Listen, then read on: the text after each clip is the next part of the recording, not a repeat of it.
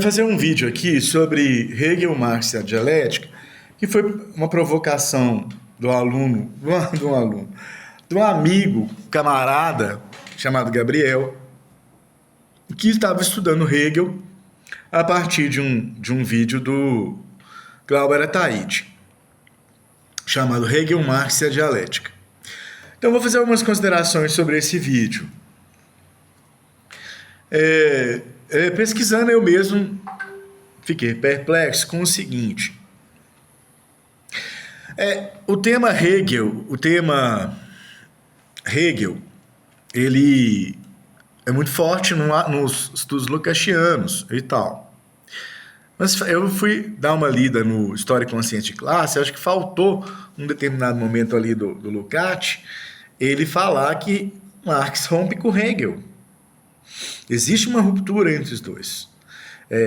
Marx começa hegeliano de esquerda, mas tem um momento que ele cria a própria filosofia. É importante ressaltar isso.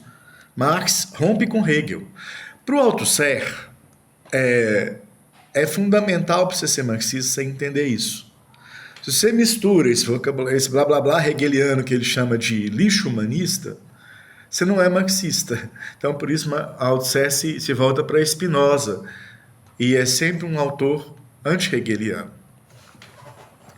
Eu acho que faz falta isso no Brasil, pontuar isso. A gente tem estudos de marxismo marxiano, universitário, sempre puxando para um hegelianismo e acaba fazendo hegeliano marxismo, não é? Então, o que eu gostaria de pontuar que eu pesquisei? Os acadêmicos especialistas em Hegel ainda tratam da tese, antítese e síntese. O que o Glauber pontua e que é o que a gente pode tirar dessa análise do Glauber, que radicaliza em alguns pontos, eu achei de achar que é simplesmente colocar isso, que isso está no Fichte. Sim. O Fichte coloca, sistematiza que tinha tese, antítese e síntese. Mas quem divulga, inclusive aquela imagenzinha dos triângulos, que o Glauber coloca o xizinho, é o Henri Maurice Chalibausz. Ele fez uma história da filosofia e, para ilustrar, colocou isso. Não é um consenso, aliás, me pareceu próximo de um consenso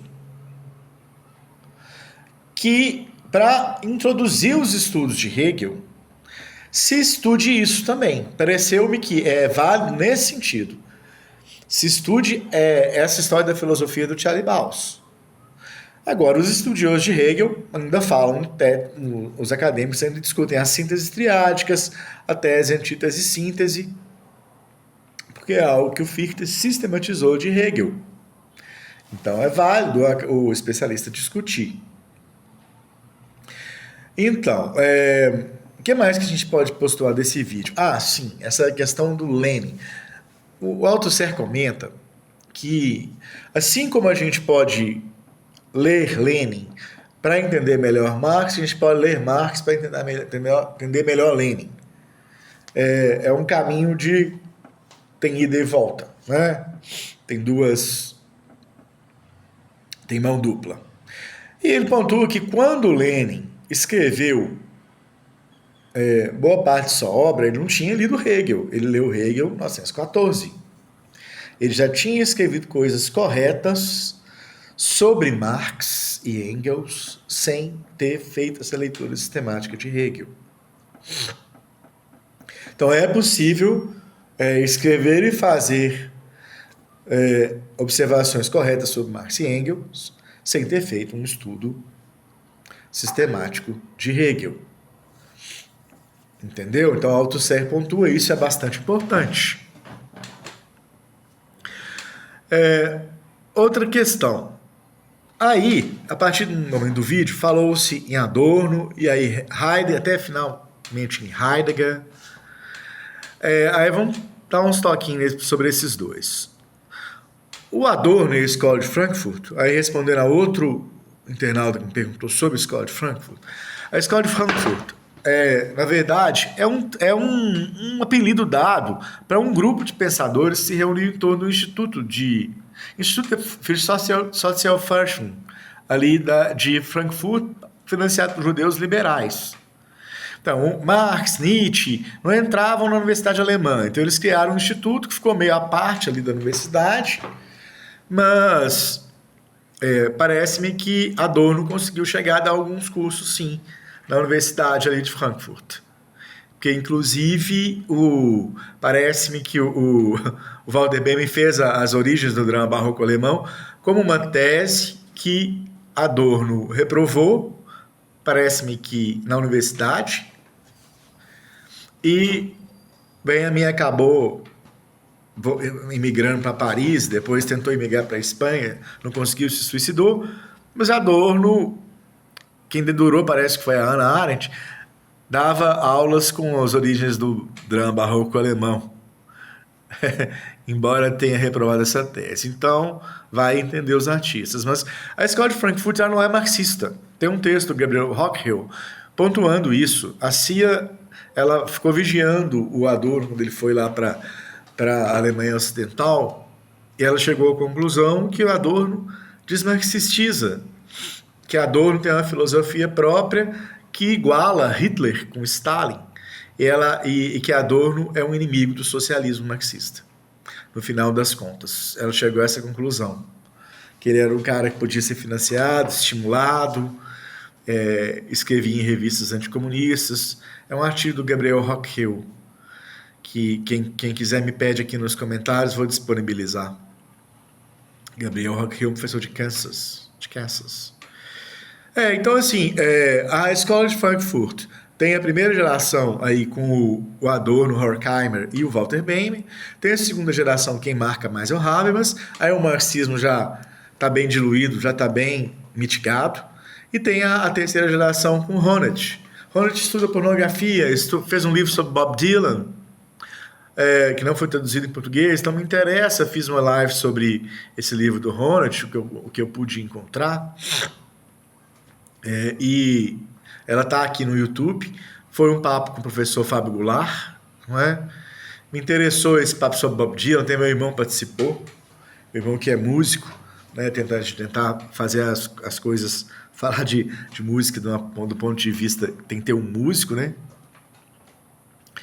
Então, aí quem quiser também eu disponibilizo esse bate-papo. Agora, a escola de Frankfurt, ela, segundo o próprio Honneth, que escreveu sobre Bob Dylan, ela tinha uma fratura muito séria no sentido de um desprezo da cultura popular a partir de um abismo entre a cultura popular e a erudita. Não é? Tinha ali uma fratura que, com o passar do tempo, desapareceu. Permitiu-se o Honneth falar sobre Bob Dylan. Então, eu acho, na hora assim, que uma pessoa que gosta de heavy metal, igual o Glauber Ataíde, ela tem que falar nisso. Por quê? Para o Adorno e para o Horkheimer, uma música como heavy metal seria o suprassumo da regressão acústica, seria tido com eles como lixo. Então é complicado aí o metaleiro frankfurtiano, sei lá, viu? Finalmente Heidegger, eu vou te contar, viu? Ele aprontou recentemente. Ele deixou anotações que agora foram publicadas, chamadas Cadernos Negros, né? Em que ele traz um antissemitismo filosófico. Então, até então, a gente não tinha conseguido ver isso. Só tinha mais alguns livros, como Victor Farias Heidegger, o nazismo. Tinha pouca associação, pouca aceitação da associação entre a filosofia dele e o pensamento nazi. Mas agora, com esses cadernos negros, tem, por exemplo, antissemitismo explícito, tornado uma filosofia. Ele fala em conspiração internacional dos judeus. É algo que está nos protocolos dos sábios de Sião. Então, com a Heidegger, eu estou com um super pé atrás aí depois desses cadernos negros, que queimou o filme total. Estou vendo assim os acadêmicos heideggerianos, então igual falaram que é para olhar com os olhos da Hannah Arendt. Sei lá, viu? Então assim, um olhar diamante mesmo, um olhar muito leniente, muito apaixonado para gostar disso. Tá legal? Os acadêmicos de Heidegger estão. Ele deixou essa bomba aí para eles, os movimentos de extrema-direita, pelo mundo aí, tipo Dugin, lá da Rússia, que é ligado ao Putin, falam em Dasein, falam em Heidegger.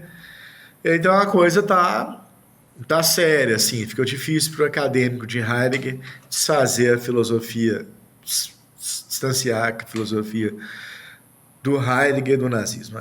Tá mais sério depois desses cadernos inéditos. Tá aí a tarefa para vocês, heideggerianos. Falou?